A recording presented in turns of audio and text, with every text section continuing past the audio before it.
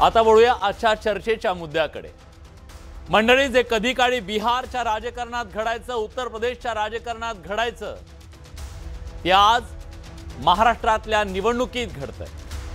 सत्ता, अमाप पैसा आणि दहशतीतून जन्माला येणाऱ्या बाहुबलींच्या दहशतीच्या अनेक सुरस कथा तुम्ही ऐकल्या असतील, सिनेमातून पाहिल्या असतील, मिर्झापूर सारख्या वेब सिरीज मधून बघितल्या असतील। ते सगळं फिकं वाटावं असं आपल्या महाराष्ट्रात घडतंय। सोलापूर जिल्ह्यातल्या मोहोळमध्ये एका विधवा महिलेला उमेदवारी अर्ज दाखल करण्यासाठी पोलीस बंदोबस्तात जावं लागलं। साधे पोलीस नाही, थेट QRT अर्थात क्विक रिस्पॉन्स टीमचा बंदोबस्त घ्यावा लागला। AK-47 रायफलनं लेस असतात। या जवानांच्या फेऱ्यातून जात उज्ज्वला थिटेंनी आपला उमेदवारी अर्ज दाखल केला। इतकी प्रचंड दहशत कशासाठी? तर म्हणे बाहुबलींची बिनविरोध निवडणुकीची जी तिथली परंपरा आहे ती मोडू नये। माजी आमदार राजन पाटलांचा मुलगा छाती काढून सांगतो, 68 वर्षात गावात निवडणूक झाली नाही। प्रश्न आहे, बिनविरोध निवडणुकीची बाहुबलींची परंपरा या देशात महत्त्वाची की या देशातली लोकशाही महत्त्वाची? सुनेला बिनविरोध निवडून आणण्यासाठी तुम्ही लोकशाहीचा गळा घोटणार का? मोहोळ तालुक्याचे माजी आमदार असलेले राजन पाटील, जे स्वतःला मालक म्हणून घेतात, त्यांना हे सांगायला हवं, या लोकशाहीत या देशात मालक तुम्ही नाहीत, मालक इथली जनता आहे। राजन पाटलांचे आणि त्यांच्या बाळाच्या दहशतीचे, बाहुबली राजकारणाचे अनेक किस्से फेमस आहेत, जे उत्तर प्रदेश आणि बिहारच्या राजकारणाला सुद्धा लाजवतील। उज्ज्वला थिटे ही एकटी महिला दहशतीच्या साम्राज्याला आव्हान देतीये। बाकी आम जनता सोडा। राजन पाटलांच्या बाळराजेंनी चुटक्या वाजवत थेट उपमुख्यमंत्री अजित पवारांना चॅलेंज केलं। अजित पवार, नाद करायचा पण आमचा नाही असं सुनावलं। ज्या बाळावर हत्येसारख्या गंभीर गुन्ह्याची नोंद आहे, खरं तर पाटलांच्या बाळाच्या जिभेवर सरस्वती नाही, सत्ता, पैसा आणि दहशत नाचत होती। तिकडे बुलढाण्यातल्या चिखलीमध्ये जेलमध्ये असलेल्या आरोपीनं पोलीस बंदोबस्तात येऊन उमेदवारी अर्ज दाखल केली। महाराष्ट्र भरून पावला। एवढंच बघायचं राहिलं होतं। याच्या आधी काही लोकांनी जेलमधून निवडणुका लढवल्या। पत्नीला जिवंत जाळण्याचा त्या महाशयावर आरोप आहे। राष्ट्रवादीनं त्याला उमेदवारी दिली। तुळजापुरात भाजपनं ड्रग प्रकरणात तुरुंगातून जामिनावर बाहेर आलेल्या गंगडेला थेट नगराध्यक्ष पदाची उमेदवारी दिली। हे काही उदाहरण आहे। एक काळ होता की गुंडांना नेत्यांचं राजकीय अभय मिळायचं, चोरी छुपे। आता गुंड त्या भानगडीत पडत नाही, थेट राजकारणात येत आहेत। त्यातून गुंड आणि राजकारणी यांच्यातली रेषा धुसर होतीये आणि लोकांना गुंड कोण आणि राजकारणी कोण हेच कळेनासं झालं। त्यातून महाराष्ट्रात बाहुबली राजकारणाची नवी संस्कृती फोफावतीये। सत्ता, पैसा आणि दहशतीतून जन्माला येणारे हे बाहुबली लोकशाही समोरचं सोडा, पण जे राजकारणात करिअर म्हणून करणारे लोक आहेत ना, प्रामाणिकपणे त्यांच्यासाठी सुद्धा हे अतिशय धोकादायक आहे। नेत्यांची, राजकीय पक्षांची आणि एकूण राजकारणाची महाराष्ट्राच्या प्रतिमा मलिन होतीये। त्यामुळेच की काय, लोकप्रतिनिधी ऑफिसात आल्यावर शासकीय अधिकाऱ्यांनी उभं राहावं, सन्मान करावा, असा GR काढावा लागतोय, अशी चर्चा राज्यभरात आहे। सवाल आहे, महाराष्ट्रात बाहुबली राजकारण फोफावतंय का? याबद्दलचं तुमचं मत नक्की नोंदवा। सगळ्यात शेवटी मी तो पोल सुद्धा महाराष्ट्राला दाखवणार आहे, महाराष्ट्रातल्या जनतेला काय वाटतं।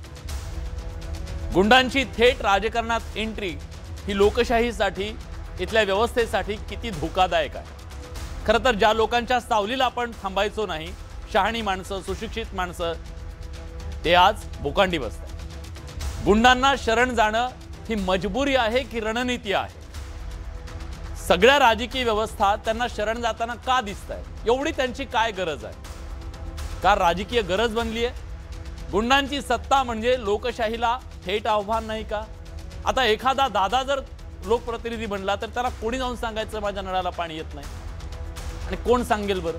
मग या देशातल्या लोकशाहीचं काय होणार आहे? गुंडांच्या प्रवेशानं राजकारणाची प्रतिमा मलिन होतीये का?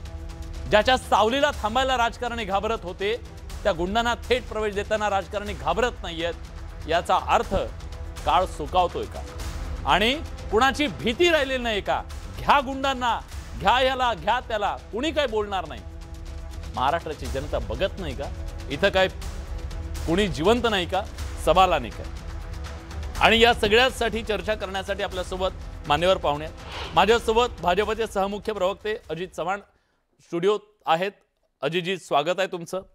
आपल्यासोबत आता एक अशा उमेदवार आहेत, खरं तर आता उमेदवार म्हणता येणार नाही, त्यांनी उमेदवारीसाठी प्रयत्न केलेल्या, लढलेल्या, वाघिणीसारख्या लढलेल्या उज्ज्वला थिटे ताई आहेत, ज्यांनी अनगरमधल्या त्या दहशतीच्या विरोधात आवाज उठवला.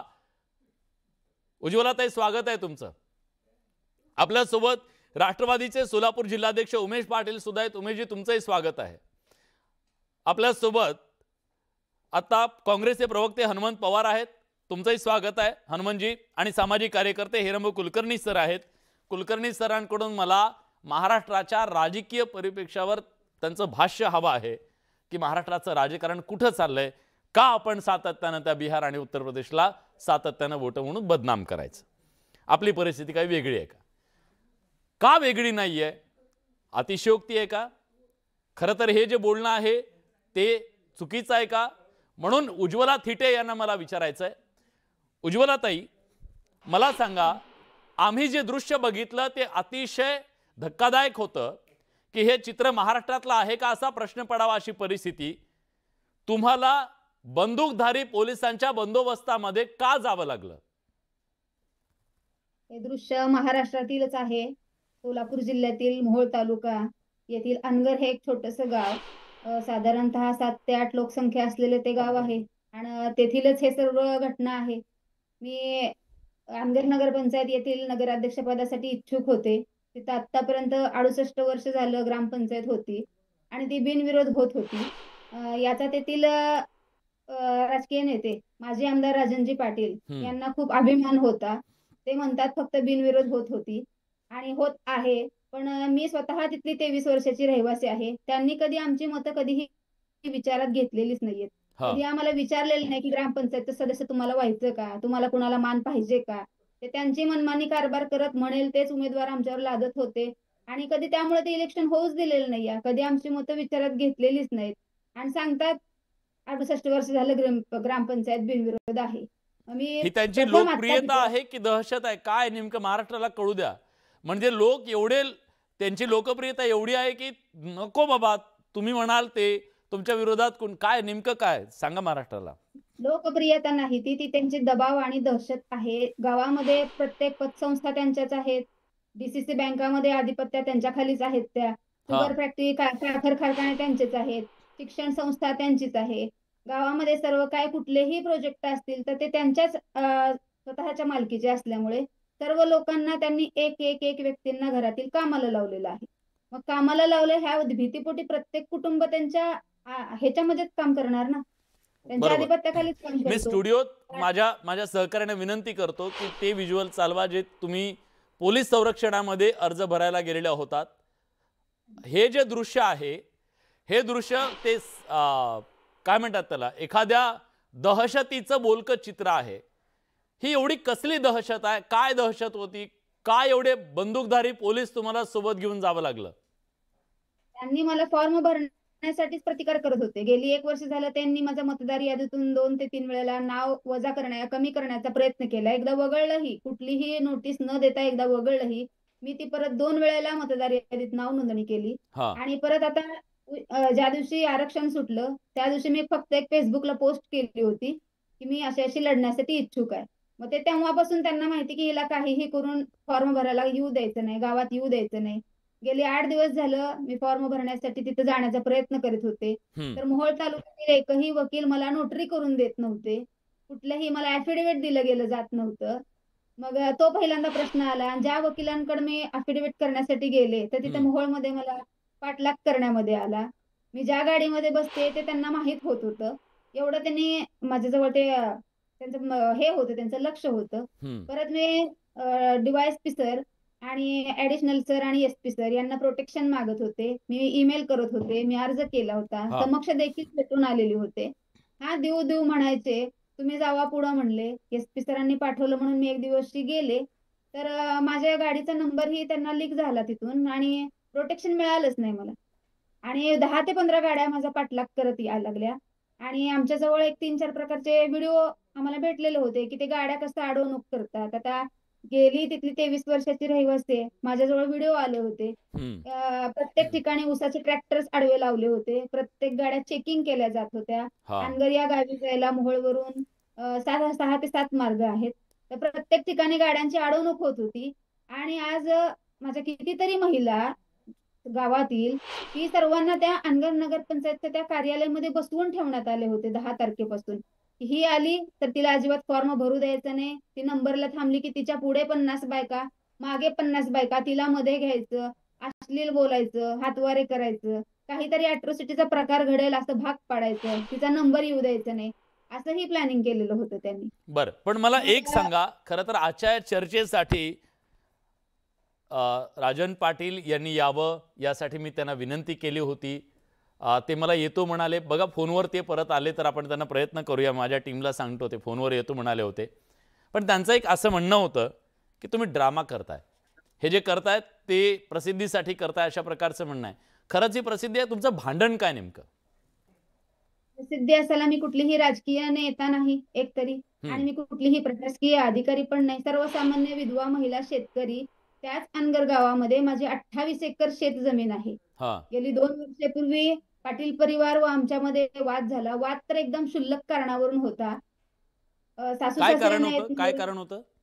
फक्त छत्रपती शिवाजी महाराजांची मिरवणूक, शिवजयंतीचा उत्सव चालू होता आणि त्या मिरवणूकमध्ये कुठलीही गावामध्ये मिरवणूक असेल तर पाटील परिवार व त्यांच्या मुलांना खांद्यावर घेण्याची प्रथा होती आणि आजही आहे. आणि कालच्या जल्लोषामध्ये पण तुम्ही पाहू शकता की हो, खांद्यावर फक्त दाखवतोय ते तुमच्या बाजूला.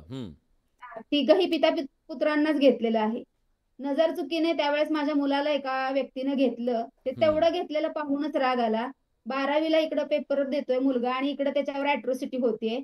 आणि त्याच्या अॅट्रॉसिटीचा ते उल्लेख त्याच्या एलसी वर केलाय सर. तो एलसी मी दाखवले मध्ये प्रत्येक पत्रकारांना की त्याच्यावर दणदणीत शेरे टाकलेत आणि असा असा गुन्हा नोंद आहे आणि या मुलाला कुठे ऍडमिशन देऊ नका. ठीक आहे. हाही प्रकार केला त्यांनी. ठीक आहे, मी येतो तुमच्याकडे. उमेश पाटील आहेत. उमेशजी, हे सगळं ऐकल्यानंतर आज महाराष्ट्र ऐकतोय हे सगळं, ह्या ताईचं काय म्हणणं आहे ते. महाराष्ट्राने सुद्धा असा थोडा चिमटा काढला असेल की हे आपले आहे का, म्हणजे काय आपण खरंच आहे का हे सगळं, अशी परिस्थिती आम्ही जेव्हा ऐकलं तेव्हा आमची पण ही प्रतिक्रिया होती. तुम्ही सांगा बरं, हे खरं आहे का की ताई त्या ड्रामा करतायत का खोटं सांगतायत?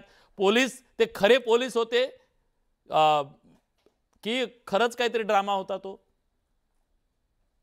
मुळात असं आहे की ज्या वेळेला एखाद्या व्यक्तीला थ्रेट असतात त्यावेळेला त्या संदर्भामध्ये इंटेल जे काही गुप्तचर विभागाकडनं माहिती येते त्या आधारे त्या संबंधित व्यक्तीला किती आणि कुठल्या दर्जाची सुरक्षा त्या ठिकाणी आवश्यक आहे याचा निर्णय हा त्या स्तरावर घेतला जातो. तुम्ही समजून घ्या की QRT AK-47 घेतलेले जवळपास 10 ते 12 जण आणि साधारण स्टेनगन घेतलेले जवळपास एक 40-50 पोलीस, एवढा बंदोबस्त त्या ठिकाणी द्यावा लागला. आणि उज्ज्वला थिटे यांना गनिमी कावा करून, ऍक्च्युली तो पोलिसांचाच प्लॅन होता, पहाटे 5 वाजता त्या ठिकाणी अनगरला नगरपंचायतीच्या अर्ज भरण्याच्या ठिकाणी जायची व्यवस्था करावी लागली.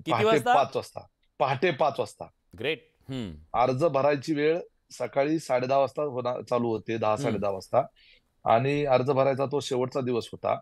जिल्ह्यातले जे प्रमुख सर्वोच्च असतात, मी नावं त्यांची घेणार नाही, परंतु त्यांनी सुद्धा अशी हे झाली की हा काय बिहार आहे का महाराष्ट्र आहे, अर्जच भरू देत नाही म्हणजे काय.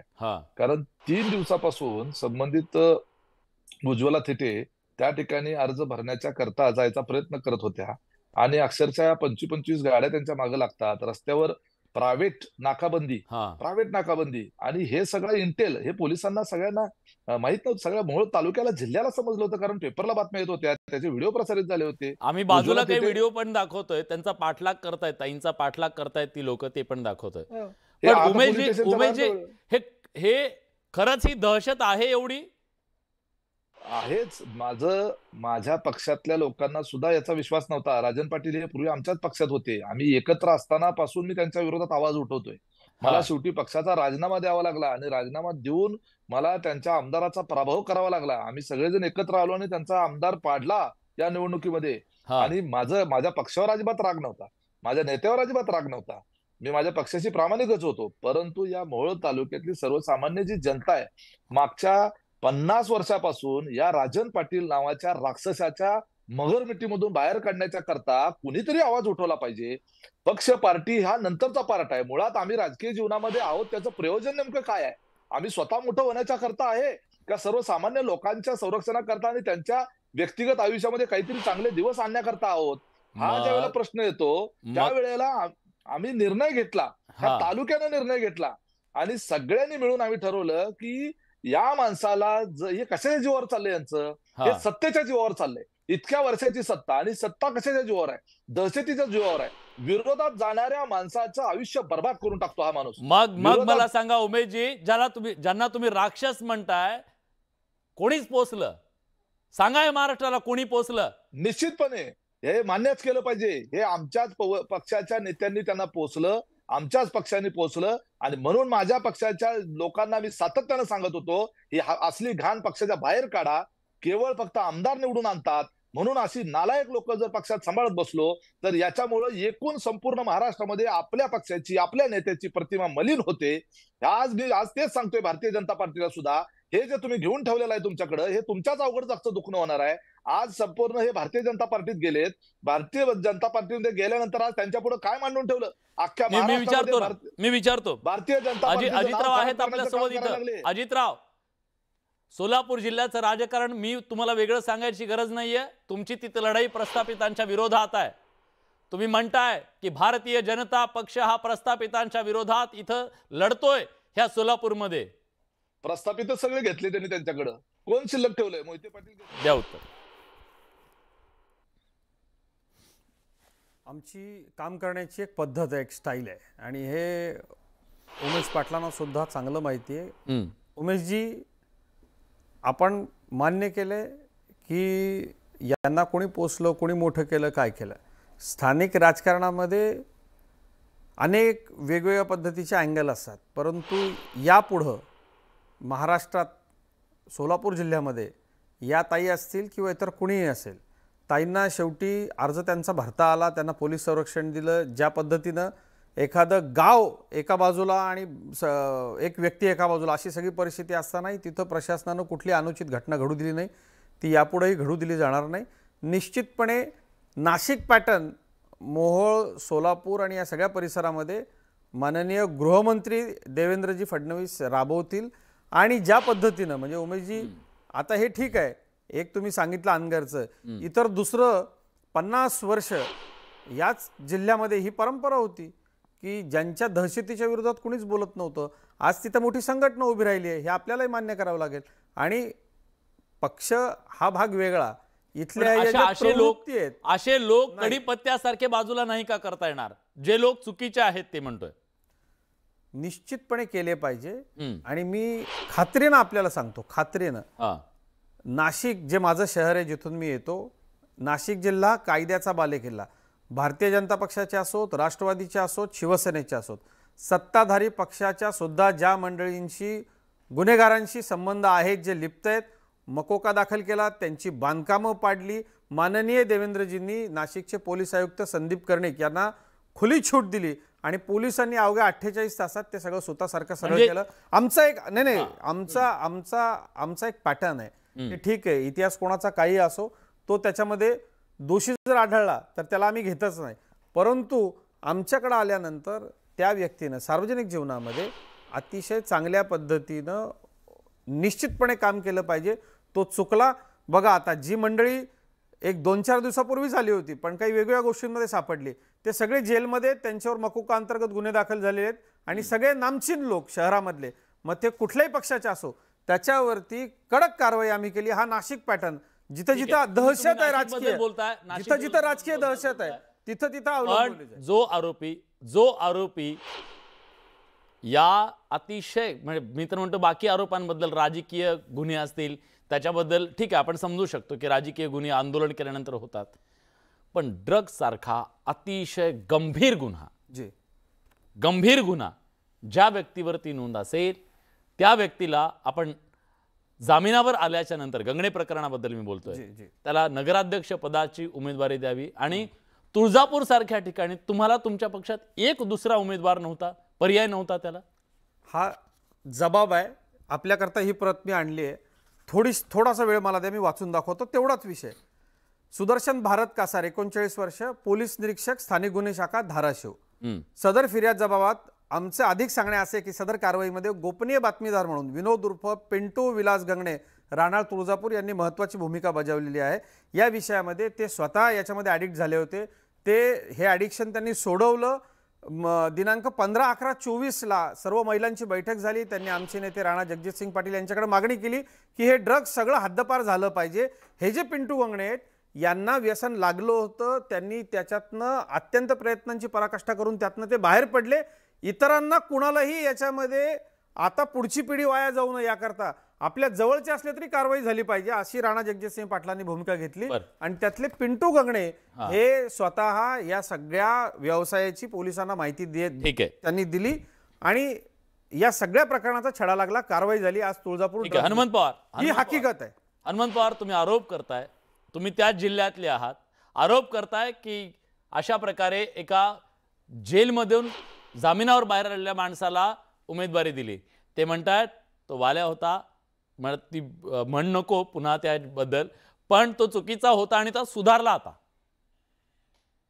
विशालजी, विलासजी, आमचे मित्र अजित चव्हाण यांनी जो जबाब आता वाचून दाखवला, तर तो जबाब हा माफीचा साक्षीदार म्हणून पोलिसांनी भारतीय जनता पक्षाशी संबंधित लोक ज्यावेळेस सापडत होते त्यावेळेस त्यांना वाचवण्यासाठी गृह खात्याच्या दबावामध्ये घेतलेला जबाब आणि माफीचा साक्षीदार त्यांना केलेला आहे. म्हणजे आरोपीनंच ठरवायचं मी माफीचा साक्षीदार आहे.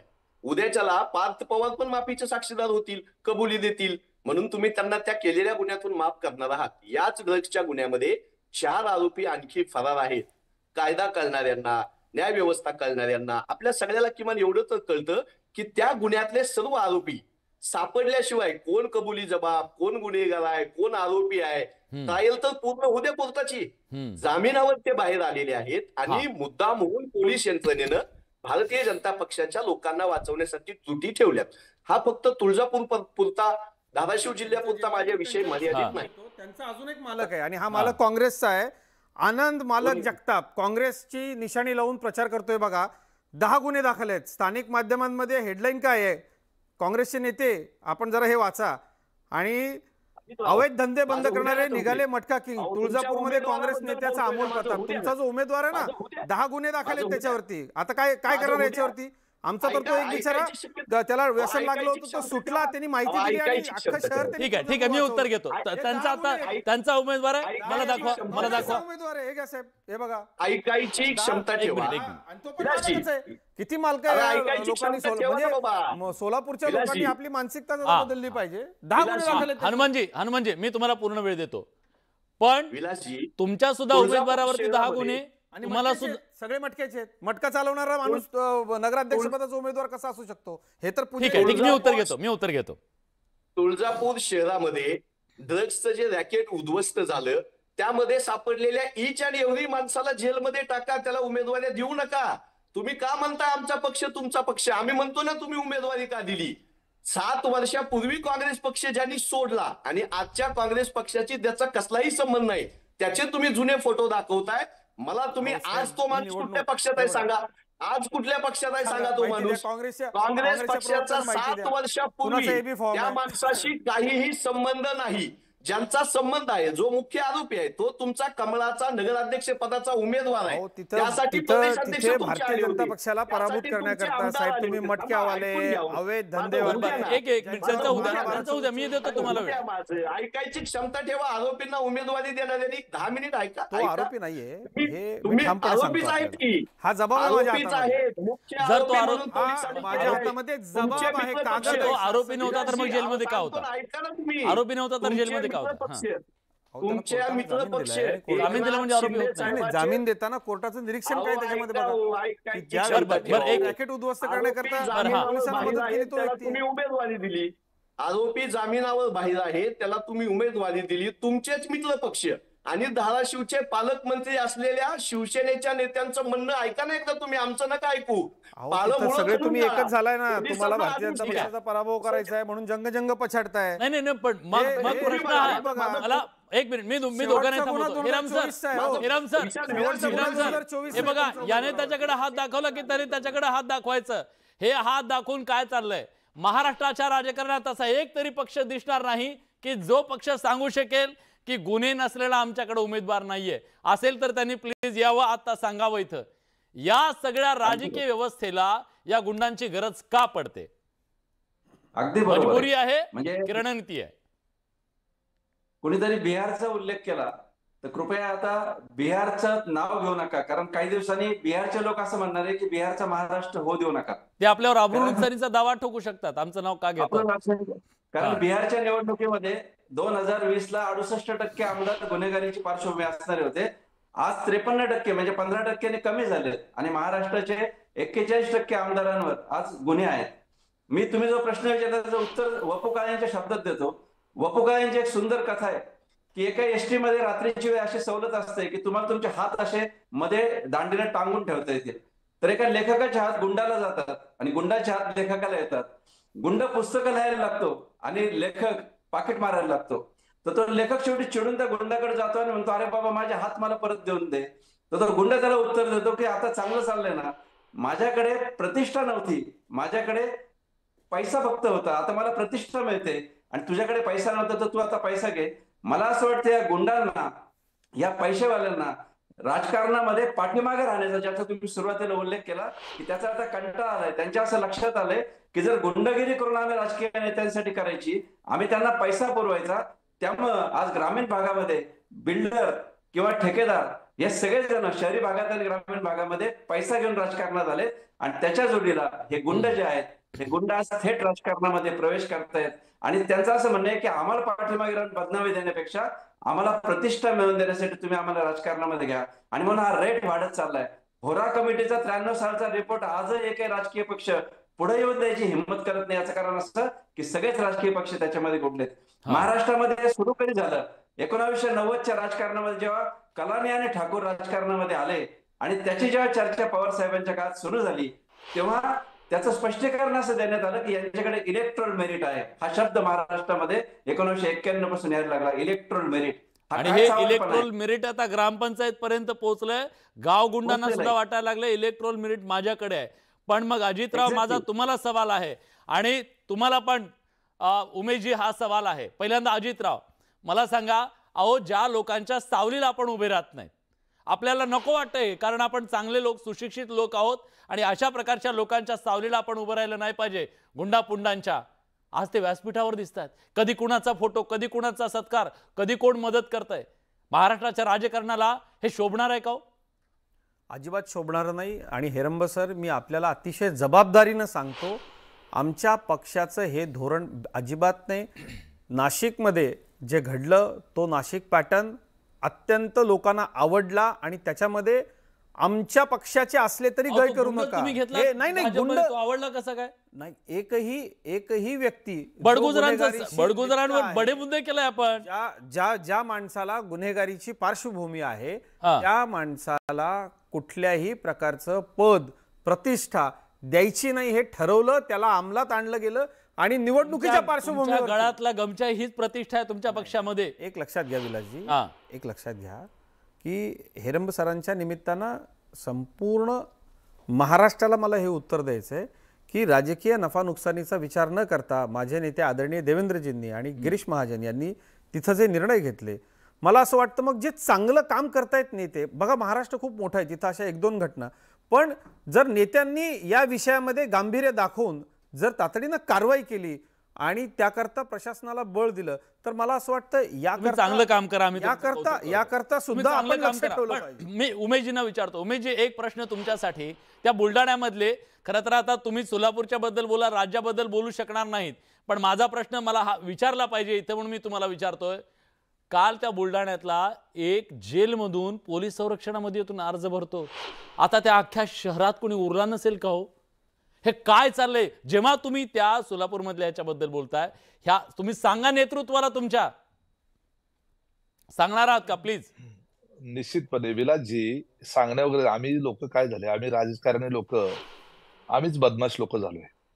आम्ही कॅमेऱ्यासमोर आम्ही फक्त आव आणतो आम्ही सगळे साळसूद असल्याचा, आणि प्रत्यक्षात आम्ही सगळेच पक्ष आणि सगळ्याच पक्षाचे लोक हे सोयीनुसार, जसं मगाशी हिरमजी म्हणाले, इलेक्टिव्ह मेरिट म्हणून आम्ही त्या ठिकाणी सगळ्या प्रकारचे कॉम्प्रोमाइजेस करतो, आणि ती परिस्थिती त्या सगळ्या राजकीय त्या परिस्थितीनुसार निर्माण होते. आणि मग आम्हाला, आमच्या पक्षाच्या नेत्यांना तुम्ही ज्या वेळेला प्रश्न विचारता त्यावेळेला आम्ही आपलं काहीतरी त्याला लेबल लावण्याच्या सारखी आणि समर्थनार्थ काहीतरी उत्तर देत बसतो. जनतेला मात्र सगळं माहित असतं. आमचा खोटारडेपणा जो असतो, म्हणजे आमचा म्हणजे कोणाचा, राजकीय नेत्यांचा, पुढाऱ्यांचा, पक्षाचा, सगळेच आले त्यामध्ये. याच्यातून कोणीच सुटलेला नाही, आणि हे आम्ही मान्य केलं पाहिजे. अजितराव, आपण किती जरी सांगत बसलो तरी सगळं महाराष्ट्र जनता सगळं आपल्याला बारकाईनं पाहत असते, आपल्या सगळ्यांचं निरीक्षण करत असते. आपण कधीतरी ऐकायला आमच्या अनुकरण केलं, गुंडांना हाकलून लावलं, कुणालाही इथं स्थान नाहीये, आणि भारतीय जनता पक्षाच्या संस्कृतीत तर अजिबातच नाहीये. पण तरी सुद्धा त्या उज्ज्वलाताईंना जर पोलीस संरक्षण घेऊन जावं लागतंय ना अजितराव, तर हे नाही मान्य होणार. हे दहशतीशिवाय शक्य आहे का सांगा बरं? एक मिनिट अजितराव, मी तुम्हाला 2 उदाहरण देतो. आता फक्त 2च उदाहरण देतो. तुम्ही राजन पाटील, बाळराजे पाटील, अजिंक्य राणा पाटील ह्या बाहुबलींना तुम्ही तुमच्या पक्षात घेतलं, आणि ताबडतोब ते जसे पक्षात आले तसंच संतोष सुरवशी आणि अण्णा फडतरे यांना मोहोळ शहरामध्ये त्यांच्या तडीपाऱ्या रद्द करून त्यांना उमेदवाऱ्या दिल्या. तडीपाऱ्या रद्द करून 3 जिल्हा तडीपार होते, मर्डर केला यांनी. आणि हे मर्डर कधी झाला मोहोळमध्ये? जसे ऐका ना, ऐका, हे तुमचे जे हे 2 उमेदवार माझ्याकडे नाव आहेत, नीट नोंद करून घ्या.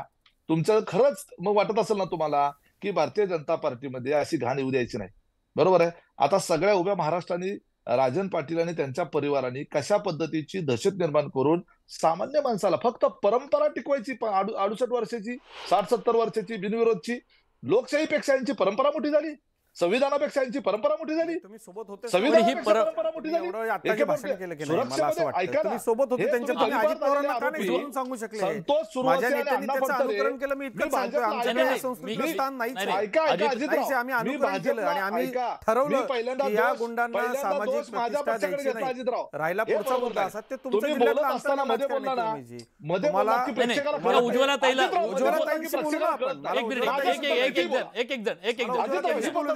तुम्ही दोघांनाही थांबवतोय. उज्ज्वलाताई तुमच्याकडे येतोय. उज्ज्वलाताई मला सांगा, आज ह्या पद्धतीनं ही जर दहशत असेल तर ह्या दहशतीच्या विरोधात लढणं किती चॅलेंजिंग आहे. ही व्यवस्था तरी तुमच्या सोबत असते का हो? सामान्य माणूस म्हणून मी विचारतोय, सामान्य माणसाला काय भोगावं लागतं हे अशा एवढ्या बलाढ्य बाहुबलींशी लढताना? काय करावं लागतं? गेली 2.5 वर्ष झालं पाटील परिवाराच्या मी विरुद्ध लढतीये. मोहोळ पोलीस स्टेशनच्या बाहेर मी 12-12 तास, 8-8 तास त्यांच्या विरुद्ध केसेस, गुन्हे दाखल करण्यासाठी बसत होते. तसंच तिथले सीसीटीव्ही पुरावे देखील या पाटील परिवाराने मिटवलेले आहेत. माझी केस त्यांच्या विरुद्ध मानवी हक्क आयोग मध्ये आहे. माझ्या मुलाच्या दाखल्याची केस बाल हक्क आयोगामध्ये आहे. अजूनही न्याय प्रविष्टच आहे. 3-3 वर्ष हेलपाटे मारतीये मी. आणि ह्या लोकांनी माझ्या घरात दरोडा टाकला, माझ्या शेतातील मोटारी उचलून नेल्या, माझ्या शेताचं पिकाचं नुकसान केलं, परत मुलावर अॅट्रॉसिटी तर होतीच, मतदार यादीतून नाव काढलं, ऊस बिल कपात केलं. एक म्हणून नाही सर, माझ्या 5 रूमच्या बंगल्यामधील साधं पाय पुसणं देखील ठेवलं नाही ह्या लोकांनी.